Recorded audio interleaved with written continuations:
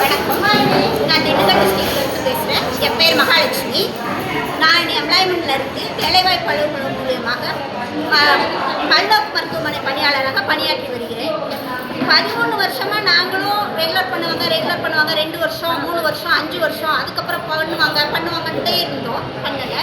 ஊராட்சிக்கு வந்ததுக்கு பின்னாடியும் ஆட்சி வச்சு மல்டிபர்பஸ் ஹாஸ்பிட்டல் ஒர்க்கர்ன்ட்டு ஒருத்தரை தூக்கி நீங்களாவே போட்டுட்டு எம்ப்ளாய்மெண்ட்லேருந்து வந்தவனுக்கும் நீங்களாம் மல்டிபர்பஸ் ஹாஸ்பிட்டல் ஒர்க்கர்ன்றவனுக்கும் வித்தியாசம் தெரியாமையே நீங்களே இருக்கிறீங்க. அதுவே உங்களுக்கு கன்ஃபியூஷனாக இருக்குது. அது அந்த விஷயம் உங்களுக்கு தெரியல. உங்களுக்கு தரம் பிரித்து பார்க்க தெரியல. 1500 ரூபாயிலேருந்து ஆட்சி வச்சு மல்டிபர்பஸ் ஒர்க்கர் நீங்கள் தான் போட்டீங்க. நாங்கள் பியூர் எம்ப்ளாய்மெண்ட்லேருந்து வேலைக்கு வந்தவங்க.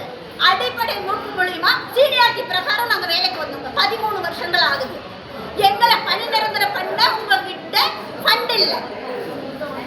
கள்ளச்சாராயம் குடிச்சிட்டு செத்து போறவனுக்கு 10 லட்சம் 20 லட்சம் கொடுக்கறதுக்கு உங்களுக்கு ஃபண்ட் இருக்கு. உங்க கவர்மெண்ட்ல ஃபண்ட் இருக்கு. எங்களுடைய வாழ்வாதாரத்தை பார்க்க உங்களுக்கு ஃபண்ட் இல்லை. மகளிர் சொல்றீங்க. மகளிருக்கு என்ன பாதுகாப்பு கொடுத்துருக்கீங்க சொல்லுங்க பாப்பா. மகளிருக்கு என்ன பாதுகாப்பு இருக்கு? இந்த சமுதாயத்துல என்ன பாதுகாப்பு இருக்கு? மகளிருக்கான எங்களுடைய பணி ரோட்ல போற கள்ளச்சாராயம் குடிச்சு செத்து போனவனுக்கு 20 லட்சம் கொடுத்துருக்கீங்க. 13 வருஷமா பாத்ரூம் கழுவி வீடுக்கு பிள்ளை பேர் மருத்துவம் பார்த்து நல்லது கெட்டது பார்த்து கொரோனா பீரியட்ல வேலை பார்த்து சாம்பிள் கொண்டு போய் ரோட்ல அடிபட்டு செத்தவனுக்கு 10 பைசா கூட இல்லை. இந்த சமுதாயம் என்ன கவர்மெண்ட் இந்த கவர்மெண்ட் என்ன நடத்திட்டு இருக்கீங்க தெரியுமா? மல்டிபர்பஸ் ஹாஸ்பிட்டல் ஒர்க்கர் எம்ப்ளாய்மெண்ட்ல இருந்து வந்தவங்க முறைப்படி வந்தவங்களை உங்களுக்கு பிரிச்சு பார்க்க தெரியல. நீங்க போட்ட ஆட்சி கட்சி ஸ்டாஃப் உங்களால பிரிச்சு பார்க்க முடியுமா? அதிமுக ஆட்சியில போட்ட கவர்மெண்ட்ல இருந்து போட்டவரை நான் பண்ணி நிரந்தரம் பண்ண முடியாதுன்னு சொல்றீங்க. பேஷன் ஷோ வந்தேன்னு சொல்றீங்க. நாங்க பேஷனா இருக்கணும்னு நினைச்சேன்னா மக்கள் உங்க ஆஸ்பத்திரிக்கு வர மாட்டாங்க. விசிட் மாசத்துக்கு 3 தடவை விசிட் வரீங்க. யார் இந்த சுத்தம் பண்ணி வைக்கிறாங்க? யார் நல்லது கெட்டது பாக்குறாங்க? எங்களை அதிமுக ஆட்சியில பார்த்துட்டாங்க. டிஎம்கே கட்சியில எங்கள்கிட்ட வேலை வாங்காம இருக்கீங்களா? இல்ல என்ன செய்யாம இருக்கிறீங்க? எங்களை பாடாப்படுத்துறீங்க. அந்த ஆட்சியை விட இந்த ஆட்சியில எங்களை பாடாப்படுத்துறீங்க.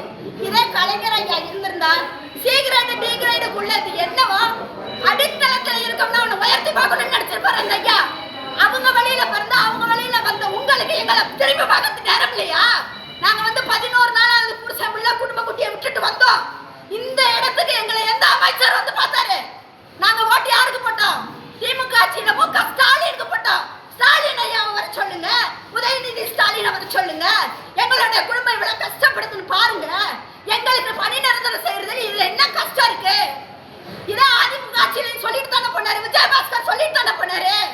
அவங்கள 2 வருஷத்துல பணி நிரந்தரம் செய்ய 5 வருஷத்துல நான் பணி நிரந்தரம் செய்ய காலதாமதம் இல்லாம அவங்கள பணி நிரந்தரம் பண்ணணும்னு சொன்னாரா சொல்லலையா? நீங்கள பாத்தீங்கல்ல, நியூஸ் பாத்தீங்கல்ல, ஐயா என்ன சொன்னாரு பாத்தீங்கல்ல? எங்களுக்கு என்ன உரிமை இருக்கு? எங்களுக்கு என்ன பணி நிரந்தரம் இருக்கு? போற பக்கம் அடிபட்டு செத்தா எங்க பிள்ளை குட்டிகளுக்கு ஏதாவது இருக்கா? தினக்கூலி அடிப்படையில வேலை பார்த்துக்கிட்டு இருக்கோம். பியூர் எம்ப்ளாய்மெண்ட்ல இருந்து தினக்கூலியில வேலை பார்த்துட்டு இருக்கோம். தினக்கூலி மட்டும்தான் எங்களுடைய உரிமை. 4 நாள் வேலைக்கு போல நாங்க சம்பளம் கட்டு. ஒரு நாள் சியலும் கிடையாது, ஒண்ணும் கிடையாது, ஒரு மண்ணும் கிடையாது. இந்த இடத்துல வேலை பார்க்கிறோம். ஒரு தீபாவளி இல்ல, ஒரு பொங்கல் இல்ல, ஒரு நல்ல நாள் இல்ல, ஒரு நாள் எங்களுக்கு கிடையாது. ஒரு புருஷ பிள்ளைக்கு சோறு போட்டோமா தட்டை கழுவுனமான்றது கூட எங்களுக்கு மறந்து போச்சு. சொந்தக்காரனுக்கு என் முகம் மறந்து போச்சு. நாங்க எப்படி சந்தோஷத்தை இழந்திருக்கோம் தெரியுமா? இந்த இடத்துல எப்படி சந்தோஷத்தை இழந்திருப்போம் தெரியுமா? ஒரு நேரம் நல்லா சாப்பிட்டுருப்போமா?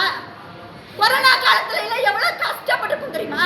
எங்க மக்கள் எவ்வளவு சாம்பல் கொண்டு போய் எவ்வளவு சீரழிஞ்சிருக்காங்கன்னு தெரியுமா? எத்தனை பேர் ரோட்ல அடிபட்டு செத்துருக்காங்கன்னு தெரியுமா? எத்தனை பேர் நோயாளி செத்துருக்காங்கன்னு தெரியுமா?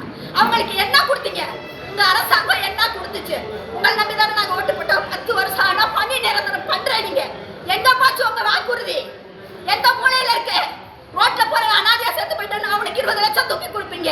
கள்ளச்சாராயம் நீங்க காய்ச்சற கள்ளச்சாராயத்தை குடிச்சு செத்து போறவனுக்கு நீங்க காசு கொடுப்பீங்க. நாங்க உழைக்கிறவங்களுக்கு பணி நிரந்தரம் பண்ண மாட்டீங்களா? உங்க சங்கம் திரும்பி பார்க்காதா? உங்க அரசாங்கம் திரும்பி பார்க்காதா? இந்த அரசாங்கத்துக்கு அப்புறம் நாங்க ஏன் ஓட்டு போடணும்? நாங்க ஏன் செய்யணும்? எங்க குடும்பத்துல இந்த பணியில மட்டும் 3500 பேர் இருக்கிறாங்க. ஆட்சி வச்சு மல்டிபர்பஸ் ஹாஸ்பிட்டல் ஒர்க்கர்ன்றவங்க வேற, எம்ப்ளாய்மெண்ட் வந்த மல்டிபர்பஸ் ஹாஸ்பிட்டல் ஒர்க்கர் வேற. இதை பிரிச்சு பாருங்க. இந்த கோப்பின் அடிப்படையில பாருங்க. 325 ஜீவம், அந்த ஜீவனுடைய அடிப்படையில பாருங்க. கருணை உள்ளத்தோட பாருங்க. கருணை இல்லாம பார்க்காதீங்க. வாழ்த்துக்கள்.